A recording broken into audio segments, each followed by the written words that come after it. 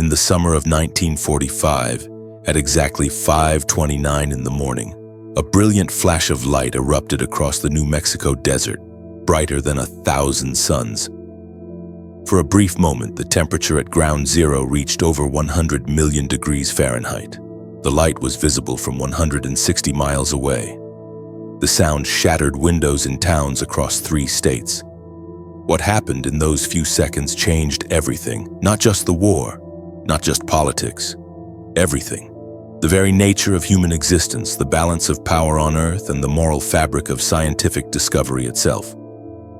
The man who led the creation of this weapon would later say he had become death, the destroyer of worlds.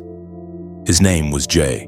Robert Oppenheimer, and this is the story of how a brilliant physicist and a secret government project gave birth to the atomic age, forever altering the course of human history. But this story doesn't begin with that blinding flash in the desert. It begins years earlier in the laboratories and universities of Europe, where the seeds of atomic destruction were first planted by scientists who had no idea what they were unleashing. The year was 1938. In a modest laboratory in Berlin, 2 German chemists made a discovery that would terrify the world. Otto Hahn and Fritz Strassmann had successfully split the nucleus of a uranium atom, releasing an enormous amount of energy in the process. They called it nuclear fission, and within months, physicists across the globe understood its implications. If you could split one atom and release energy, you could split millions. If you could split millions, you could level entire cities. And if Nazi Germany perfected this technology first, they could conquer the world. This realization struck fear into the hearts of European scientists, many of whom were already fleeing Hitler's increasingly brutal regime. Among them were some of the most brilliant minds of the 20th century. Jewish intellectuals, political dissidents, and free-thinking academics found themselves branded as enemies of the state. They packed their lives into suitcases and crossed oceans, carrying with them not just their personal belongings, but the scientific knowledge that would reshape the modern world. One of these refugees was a Hungarian physicist named Leo Szilard. Unlike many of his colleagues who remained focused purely on theoretical research, Szilard possessed something far more dangerous: political awareness. He understood that scientific discoveries could be weaponized, and he knew that Nazi Germany had both the intellectual capacity and the ruthless ambition to build an atomic weapon. Szilard faced a terrible dilemma: the very research that fascinated him. The splitting of atoms and the release of nuclear energy could become the tool of humanity's destruction. But what terrified him even more was the possibility that Hitler might develop this weapon first. The man who had already begun systematically murdering millions of innocent people could soon possess the power to incinerate entire nations. In the autumn of 1939, Szilard made a decision that would alter the trajectory of World War II. He needed to warn the American government about the atomic threat, but he was a foreign refugee with a heavy accent and no political connections. Who would believe him? Who would take seriously the warnings of an unknown scientist speaking of weapons that sounded like science fiction? Szilard knew he needed a name that carried weight, a voice that President Franklin Roosevelt would respect. He turned to the most famous scientist in the world, Albert Einstein. Einstein, despite his pacifist beliefs, understood the stakes. If Hitler developed atomic weapons, the consequences would be catastrophic beyond imagination. Together with Szilard and another physicist, Edward Teller, Einstein composed a letter that would change everything. The letter warned Roosevelt that Germany was likely working on atomic weapons and urged the United States to begin its own nuclear research program immediately. The letter reached Roosevelt in October 1939, just weeks after Hitler had invaded Poland. Roosevelt's response was swift but initially modest. He established a small uranium committee to investigate the possibility of atomic weapons. But with Europe erupting into war and America still officially neutral, nuclear research remained a low priority. Everything changed on December 7, 1941, when Japanese aircraft attacked Pearl Harbor. America was thrust into a global war against enemies who had already demonstrated their willingness to use any means necessary to achieve victory.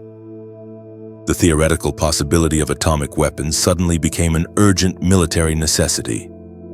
President Roosevelt authorized the creation of what would become known as the Manhattan Project, the most ambitious and secretive scientific undertaking in human history. The project would eventually employ over 600,000 people across multiple sites in the United States, consuming resources equivalent to the entire American automotive industry. But to lead this monumental effort, the government needed someone special, not just a brilliant scientist, but a leader who could coordinate the work of thousands of researchers, engineers, and technicians. Someone who could navigate both the complex physics of atomic weapons and the treacherous politics of wartime secrecy. The man they chose seemed on the surface like an unlikely candidate for such a crucial role. J. Robert Oppenheimer was a theoretical physicist with no experience managing large projects. He had never won a Nobel Prize despite his obvious brilliance.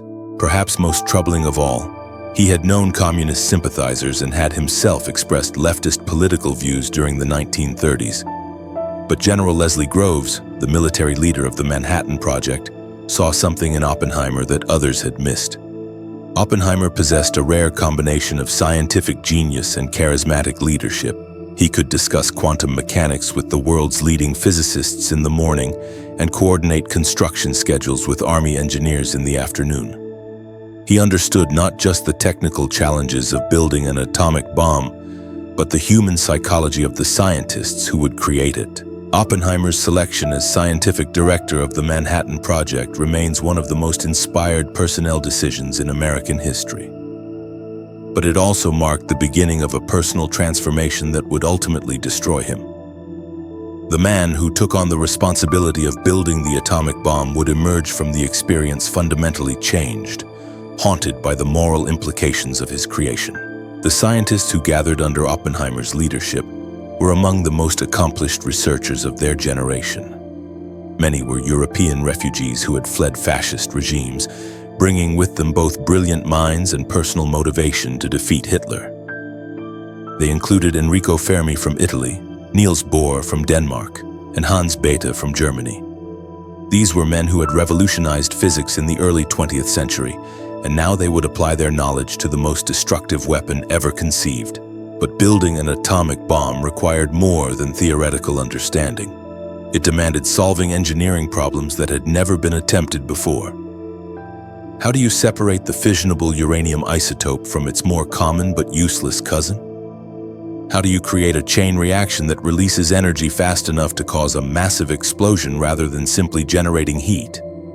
How do you deliver such a weapon in an aircraft without the crew being killed by radiation?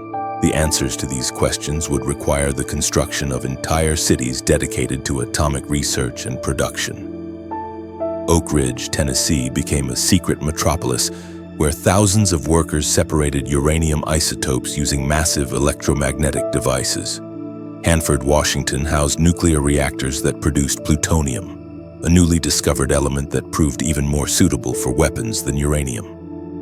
And in the remote mountains of New Mexico, Oppenheimer established Los Alamos, a secret laboratory where the world's most brilliant scientists worked around the clock to design and build the first atomic bombs. Los Alamos became a strange community, a place where Nobel Prize winners lived in hastily constructed barracks and worked on problems that could determine the fate of civilization. The secrecy surrounding the Manhattan Project was absolute. Workers at the various sites had no idea what they were building. Even most of the scientists knew only their small piece of the larger puzzle. Wives were forbidden from asking their husbands about their work. Mail was censored, phone calls were monitored, and anyone who showed too much curiosity about the project's goals faced immediate investigation. But within the inner circle of Los Alamos, where Oppenheimer's hand-picked team of physicists labored on the bomb's design, a different kind of tension was building. These were men who had devoted their lives to understanding the fundamental nature of reality, to pushing the boundaries of human knowledge for its own sake. Now they found themselves creating a weapon of unprecedented destructive power. As the project progressed and the reality of what they were building became clear, some scientists began to question whether they were crossing a moral line that should never be crossed. They were not just building another weapon of war. They were creating something that could end human civilization itself. The psychological pressure on Oppenheimer was enormous. He carried the responsibility not just for the technical success of the project, but for its moral implications. He was the man who would have to look President Truman in the eye and tell him that America possessed the power to destroy entire cities in seconds. Cities in seconds. As winter turned to spring in 1943, the pressure at Los Alamos intensified. Every day brought new challenges that pushed the boundaries of known science.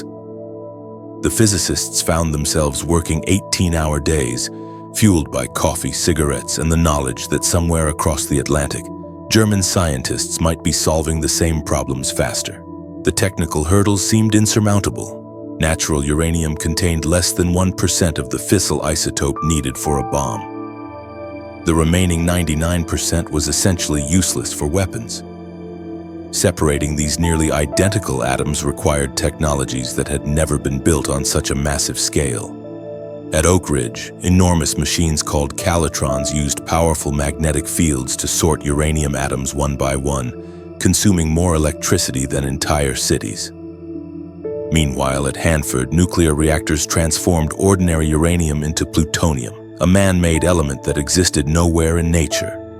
The plutonium program represented humanity's first deliberate attempt to create a new form of matter for the express purpose of destroying life. The moral weight of this achievement was not lost on the scientists involved. But it was at Los Alamos where the true horror of what they were creating became clear. Oppenheimer assembled teams of physicists to calculate the precise effects of nuclear weapons on human populations. They studied burn patterns, radiation exposure, and blast effects with the same methodical precision they applied to quantum mechanics equations. They were not just building a bomb, they were engineering human suffering on an unprecedented scale. The psychological toll on the Los Alamos scientists was severe. Many began experiencing what we would now recognize as symptoms of moral injury. They had nightmares about cities burning, about children dying from radiation sickness, about being remembered as the men who gave humanity the power to destroy itself. Yet they continued working, driven by the fear that failure meant Hitler would acquire atomic weapons first. Edward Teller, the Hungarian physicist who would later become known as the father of the hydrogen bomb, pushed his colleagues to think even bigger. He proposed creating weapons hundreds of times more powerful than the atomic bombs they were already designing. Some scientists worried that such weapons might ignite the Earth's atmosphere, turning the entire planet into a star.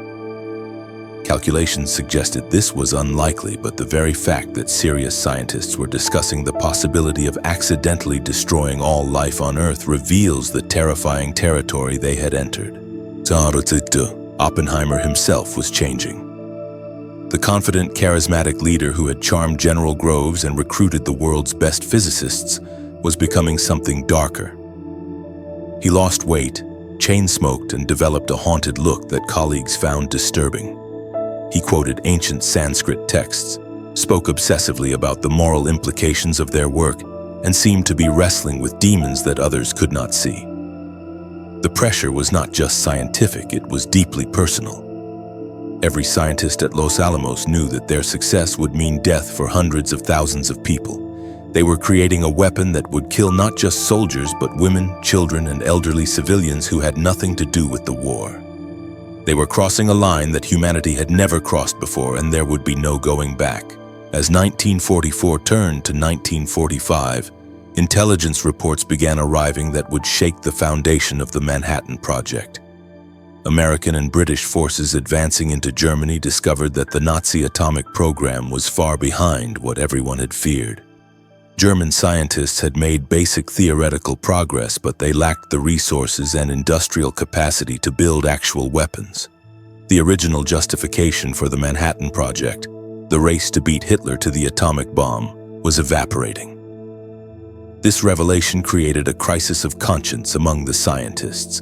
They had sacrificed years of their lives, compromised their moral beliefs, and created the most destructive weapon in human history to stop Hitler from getting atomic bombs first. But Hitler was already losing the war through conventional means, and he had never been close to developing nuclear weapons anyway. Some scientists began to question whether they should continue. Leo Szilard, the physicist who had originally pushed for American atomic research, now argued that the bombs should never be used. He organized a petition among the Los Alamos scientists, calling for a demonstration of the weapon's power rather than its use against Japanese cities. The petition gathered dozens of signatures from some of the most prominent physicists in America. But Oppenheimer opposed the petition. He argued that scientists should focus on technical problems and leave military and political decisions to others. This position revealed the profound change that had occurred in his thinking. The man who had once been deeply engaged with political and moral questions now claimed that scientists had no role in determining how their creations were used. The truth was more complicated. Oppenheimer had become emotionally invested in seeing the project through to completion. After years of incredible effort and sacrifice, he wanted to know if the weapon would actually work. The scientist in him was curious about the results of the greatest experiment in human history. But the human in him was terrified of what those results might mean. In the spring of 1945, President Roosevelt died suddenly, elevating Harry Truman to the presidency.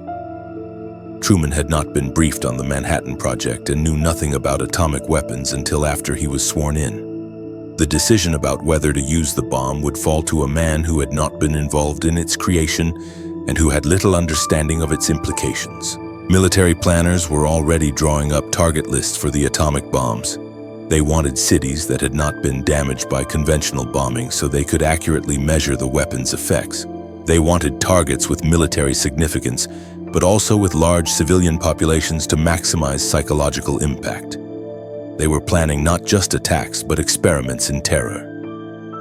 As summer approached, the Los Alamos scientists prepared for the first test of their creation. They chose a remote location in the New Mexico desert, a place so desolate that Spanish explorers had named it the Journey of Death.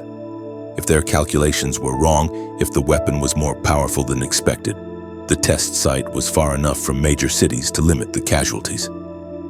But some scientists feared they had miscalculated more fundamentally. What if the nuclear chain reaction didn't stop? What if it spread beyond the bomb itself, igniting the atmosphere or the oceans? Computer simulations suggested this was impossible, but the same computers had never modeled anything like a nuclear explosion before. They were venturing into completely unknown territory. The test, codenamed Trinity, was scheduled for July 16, 1945. As the date approached, the tension at Los Alamos became unbearable. Scientists who had worked together for years began snapping at each other. Some suffered nervous breakdowns. Others turned to alcohol to cope with the stress. Everyone understood that they were about to witness something that would change the world forever. Oppenheimer himself seemed to be approaching a psychological breaking point. He had lost 30 pounds during the project and looked gaunt and exhausted. Colleagues worried about his mental state, but he continued pushing himself and his team toward the test date. He had become obsessed with seeing the project completed regardless of the personal cost. The bomb they would test represented the culmination of human scientific achievement and the nadir of human moral reasoning. It contained the concentrated genius of the 20th century's greatest minds, applied to the problem of killing as many people as possible as quickly as possible. It was simultaneously humanity's greatest intellectual triumph and its greatest moral failure. On the night before the test, as Oppenheimer lay awake in his quarters, he must have understood that he stood at a crossroads of history. In a few hours, he would either witness the birth of a new age of human power, or he would see his life's work end in failure. Either outcome would change him forever. The countdown to Trinity had begun, and with it the countdown to a new and more dangerous world. At dawn on July 16, 1945, the desert air was still and cold. Scientists huddled in bunkers 20 miles from ground zero, their faces pale in the pre-dawn darkness. Some prayed, others made final calculations on scraps of paper. A few simply stared into the distance, knowing that in moments they would witness something no human had ever seen. Oppenheimer stood at the control bunker, his thin frame silhouetted against the instrument panels. He had barely slept in weeks. His colleagues noticed his hands trembling as he lit another cigarette. The weight of leadership, of responsibility, of moral uncertainty had carved deep lines into his face. He was 39 years old, but he looked decades older. The device itself sat atop a steel tower 100 feet high, a grotesque metal sphere bristling with cables and detonators. They called it simply the gadget, as if giving it a proper name would make its purpose too real. Inside that innocuous shell lay 6 pounds of plutonium, compressed by conventional explosives into a mass smaller than a baseball. That tiny sphere of man-made atoms contained the power to level mountains. At 5:29 and 21 seconds, the timer reached 0. What happened next defied every expectation. The flash was not just bright, it was beyond brightness, beyond any reference point in human experience. It turned night into day across 3 states. People 150 miles away saw the light through closed eyelids. The heat was so intense that observers felt their faces burning from 20 miles away. Sand melted into green glass. The steel tower simply vanished, vaporized in milliseconds. Then came the sound, not the sharp crack of conventional explosives, but something deeper, more primal. It rolled across the desert like thunder from the gods, rattling windows in towns 100 miles away. The shockwave lifted dust clouds thousands of feet into the air, creating an otherworldly landscape that looked like the surface of an alien planet.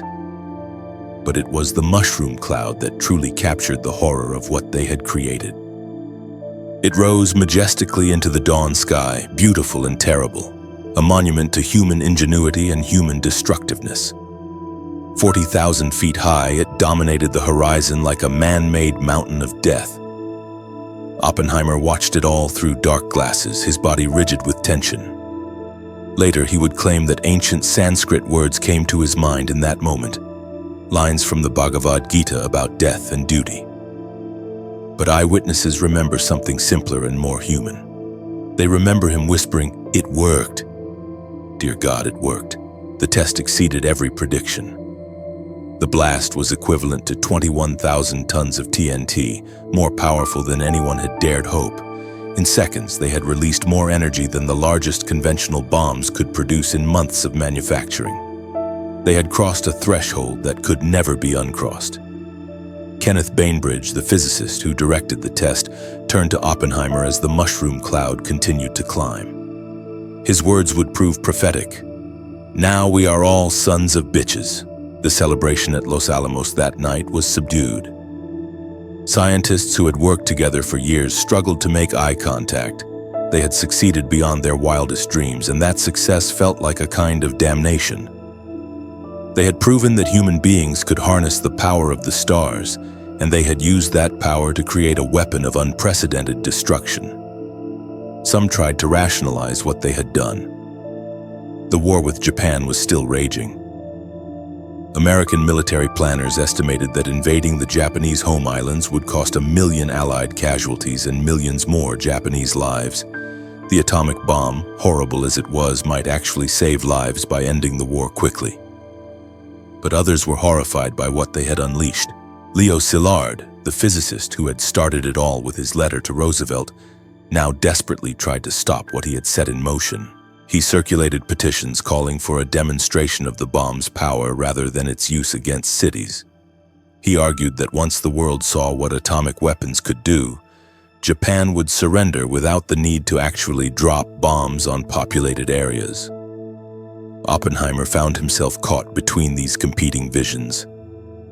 The scientist in him was fascinated by the success of the test. They had solved problems that had seemed impossible just years before. They had pushed the boundaries of human knowledge into territory that previous generations could never have imagined. But the human being in him was beginning to understand the magnitude of what they had created. The decision, however, was no longer in the hands of scientists. President Truman had been briefed on the successful test while attending the Potsdam Conference with Churchill and Stalin. The news transformed the American negotiating position. Suddenly, the United States possessed a weapon that could end the war on its own terms, without Soviet assistance and without the massive casualties of a conventional invasion. Target selection had been underway for months. Military planners had identified several Japanese cities that met their criteria: significant military or industrial importance, large populations for maximum psychological impact, and minimal previous bombing damage so they could accurately assess the weapon's effects. Hiroshima topped the list. On August 6, 1945, at 8:15 in the morning, the Enola Gay released its payload over Hiroshima. The uranium bomb, nicknamed Little Boy, detonated 1,900 feet above the city center. In an instant, the temperature at ground zero reached several million degrees. Everything within a half-mile radius was vaporized. Buildings, trees, and human beings simply ceased to exist. The destruction spread outward in concentric circles of death and devastation. Within a mile of ground zero, fires erupted spontaneously as the thermal pulse ignited anything flammable. People caught in the open were burned beyond recognition, their shadows permanently etched into concrete walls.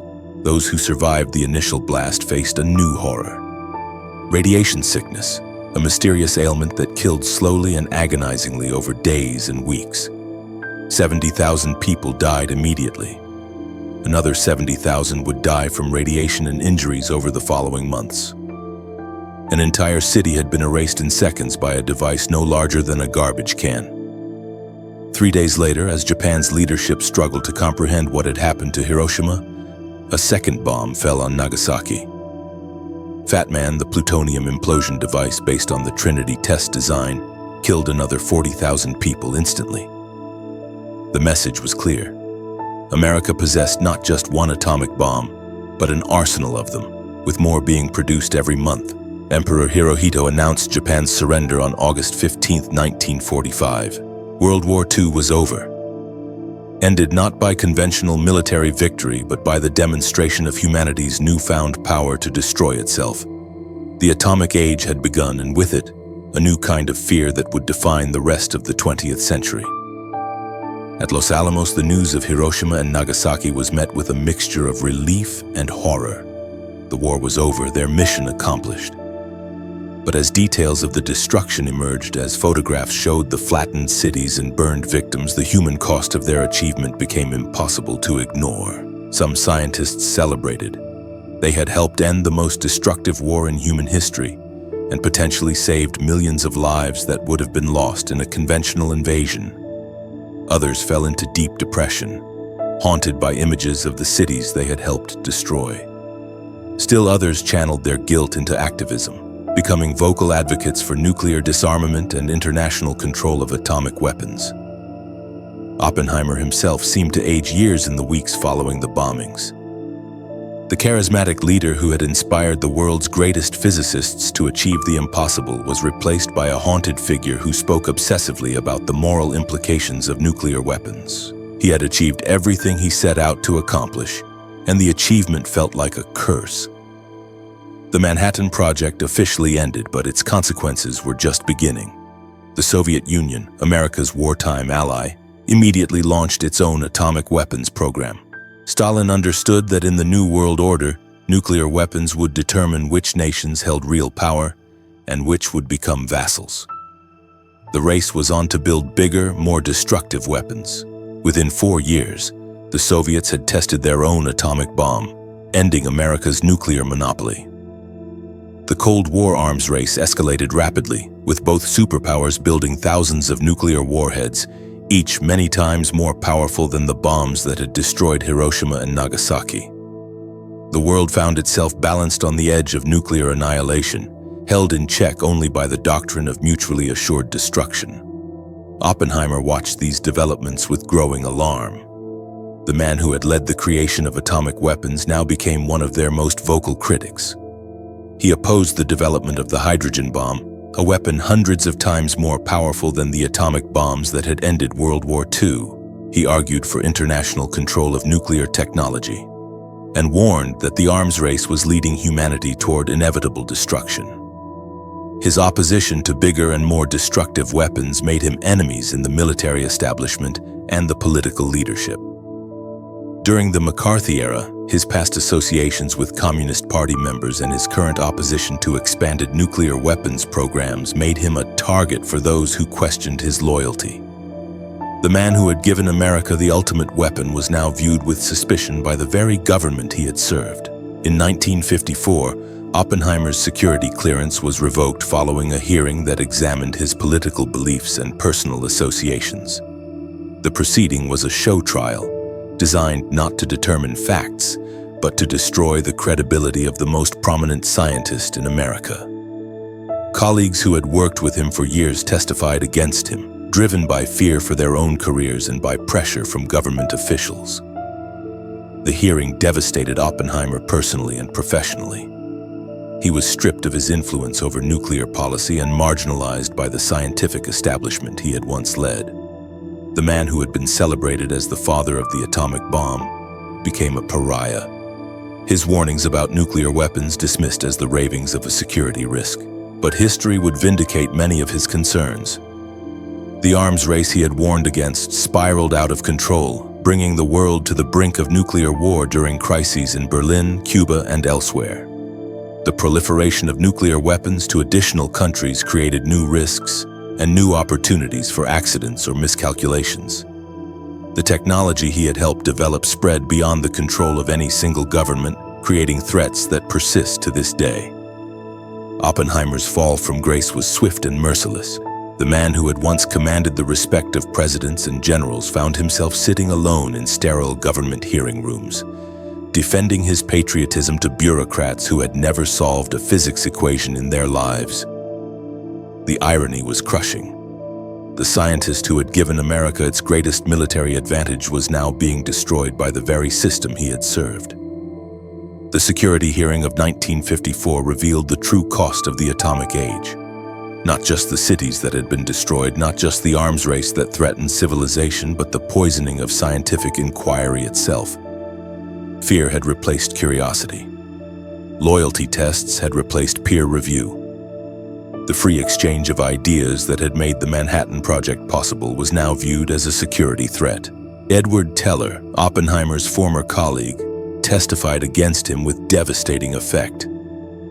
The man who had once worked alongside Oppenheimer to unlock the secrets of nuclear fusion now questioned his former leader's dedication to American security. It was a betrayal that cut deeper than any government investigation, a fracturing of the scientific community that would take decades to heal. But perhaps the most damaging testimony came from Oppenheimer himself. Under relentless questioning, he revealed the depth of his moral struggle with atomic weapons. He spoke of sleepless nights, of haunting visions of burning cities, of the weight of knowing that his signature on reports had led directly to the deaths of hundreds of thousands of people. His honesty, his willingness to acknowledge doubt and regret, was interpreted as weakness by men who demanded absolute certainty from their weapons makers. J. Robert Oppenheimer died in 1967, his body ravaged by throat cancer, his reputation partially restored but forever scarred by the weapon he had created. The man who had once stood at the pinnacle of American science spent his final years teaching poetry and philosophy, searching for meaning in ancient texts and human connection. Today, nearly 80 years after that blinding flash in the New Mexico desert, we live in Oppenheimer's world. 9 nations possess nuclear weapons. Thousands of warheads remain on high alert, ready to end civilization in minutes. The atomic age that began with noble intentions to stop fascism has evolved into humanity's greatest existential threat. The Manhattan Project proved that human beings could harness the fundamental forces of the universe. But it also revealed something darker about our species, that we will build weapons of unimaginable destruction and then struggle to control them. We gained the power of gods, but we remained tragically human. Oppenheimer's final public words haunt us still. When asked if he regretted his role in creating atomic weapons, he answered simply, "I made one mistake in my life. I should have remained a teacher." The man who unlocked the secrets of the atom wished he had never left the classroom. The question that tormented Oppenheimer until his death remains unanswered. Was it worth it? Did the bombs that ended World War II justify the decades of terror that followed? These are questions each generation must answer for itself as we continue to live with the consequences of that summer morning when the world changed forever.